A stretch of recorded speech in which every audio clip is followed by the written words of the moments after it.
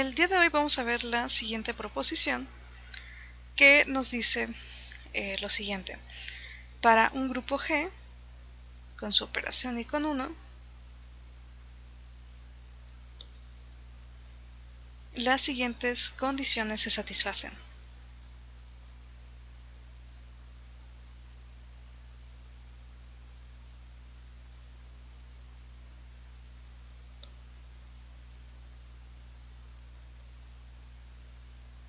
¿Sí? ¿Cuáles son estas condiciones?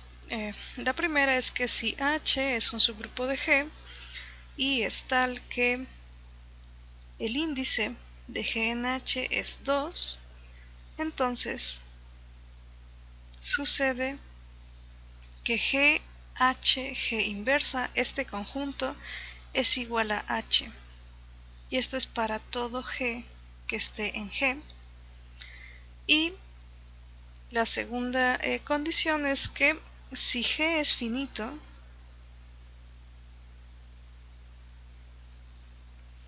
y G cuadrada, o sea G con G operado con G es distinto de 1, esto para todo G que no sea el neutro, entonces sucede que la cardinalidad de G o el orden de G es igual a 2K más 1 para algún K natural.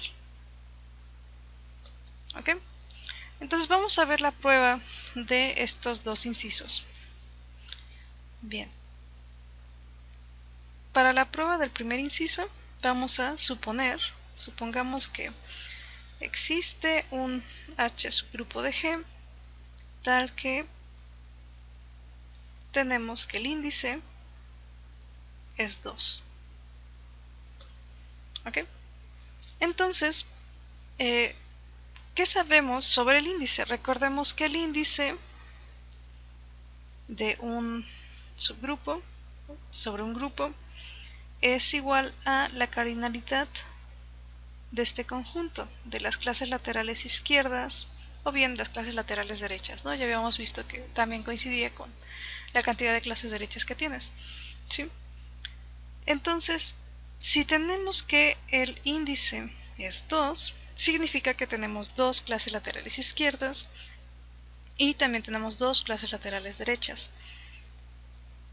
Esto nos implica que, por ejemplo, las clases laterales izquierdas de G en H, yo las podría escribir como un conjunto que solo tiene dos clases, ¿no? Pero recordemos siempre que la clase de H pues está, ¿no? Siempre tenemos la identidad con el conjunto y tendríamos otra clase lateral izquierda, digamos GH, y también tendríamos que las clases laterales derechas tiene este conjunto, solo tiene dos elementos. Recordemos que H siempre está dentro de estas clases laterales y tendríamos que es igual a otra clase, ¿no? H por G. Aquí donde, para que en efecto estas dos clases que están aquí no salgan distintas, o sea que no coincida esta con H, tendremos que pedir que este G que aparece aquí pues está en G pero no está en H, ¿sí? Usando un resultado que habíamos nosotros ya visto, donde nos decía un criterio para que dos clases fueran la misma, ¿sí? Bien, entonces, como este conjunto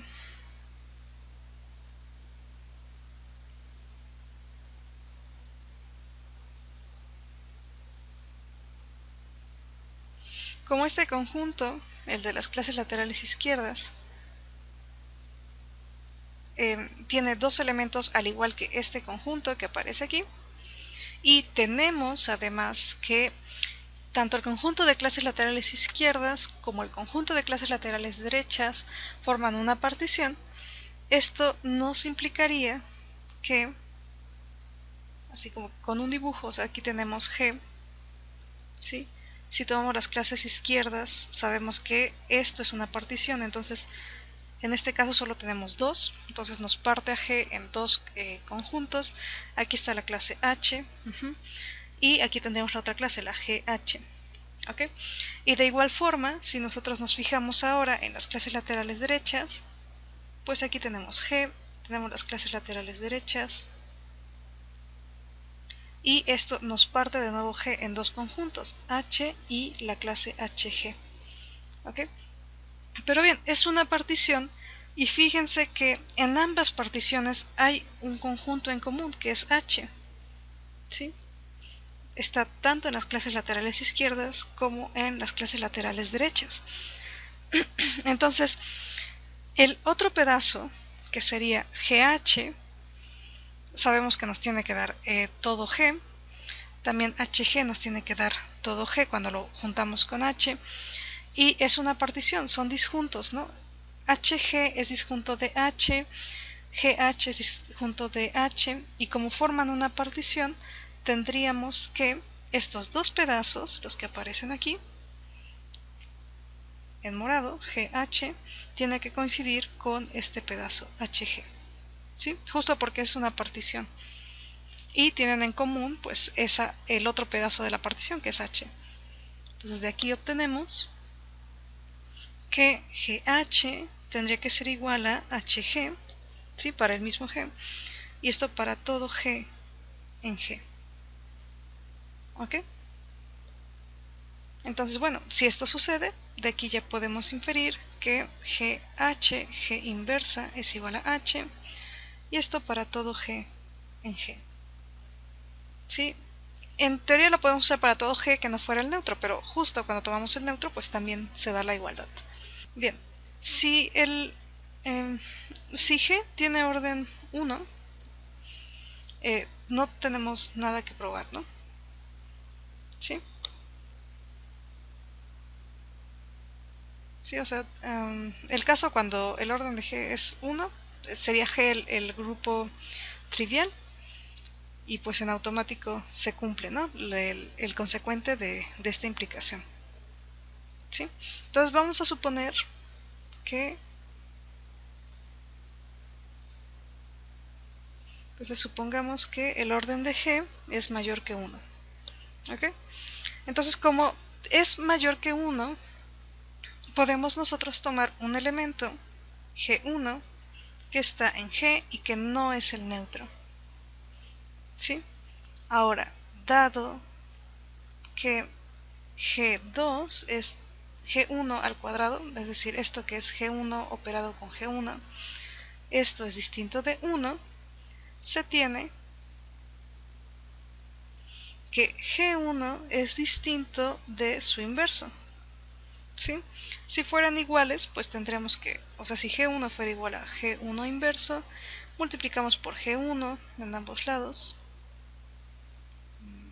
Ajá. Y tendríamos que G1 al cuadrado nos daría 1, ¿no? Pero esto no sucede por la condición que aparece aquí. Ok, entonces tenemos que G1 es distinto de su inverso. Entonces, por ejemplo, si G, todo el grupo, fuera igual a el 1 con G1 inverso, si ya pudimos describir a todo G de esta forma, entonces ya terminamos, ¿no?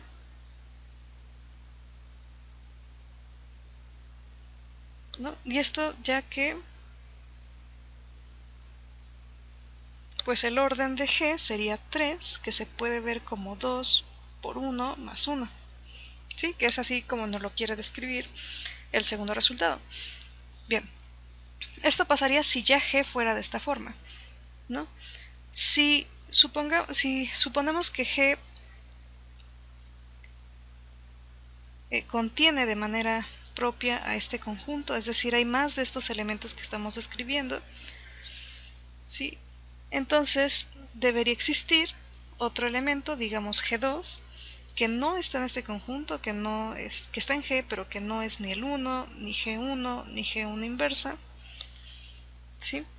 Y usando el argumento que hicimos justo para G1, como G2 al cuadrado es distinto de 1, tenemos que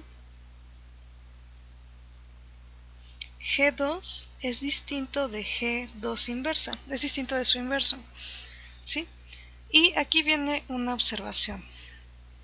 Observemos que G2 inverso no está en este conjunto también, ¿no? No puede ser ni el 1, ni G1, ni G1 inverso, ¿sí?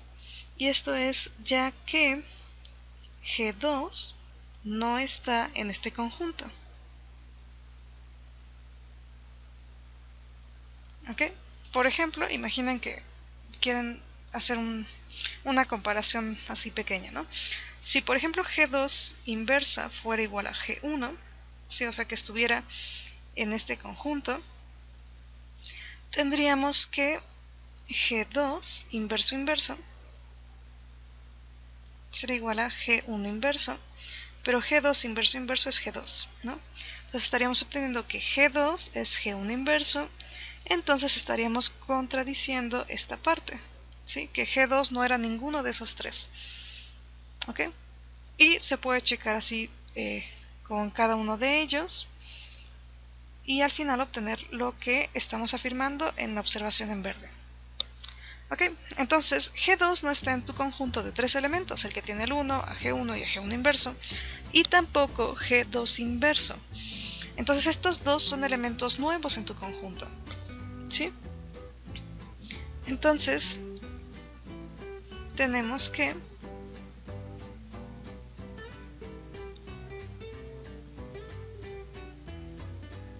este conjunto, el que tiene el 1, a G1, G1 inverso, G2, G2 inverso, es un subconjunto de G, ¿no? Ahora, si ya con esos 5 ya tienes todo G,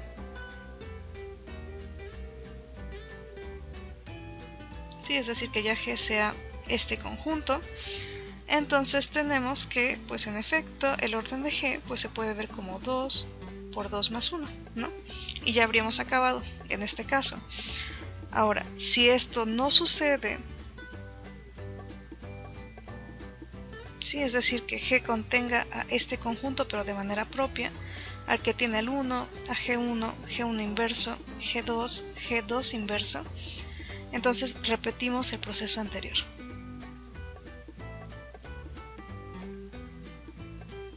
Sí, es decir, ahora tomaríamos un G3 que no estuviera ninguno, que no fuera ninguno de estos 5 y podemos seguir argumentando, ¿no? En cada uno de los procesos, en cada paso de este proceso, estamos agregando dos números, ¿no? El nuevo elemento y el inverso de este nuevo elemento. Y como G es finito, este proceso termina en un número finito de pasos, ¿no? Entonces luego de un número finito de pasos,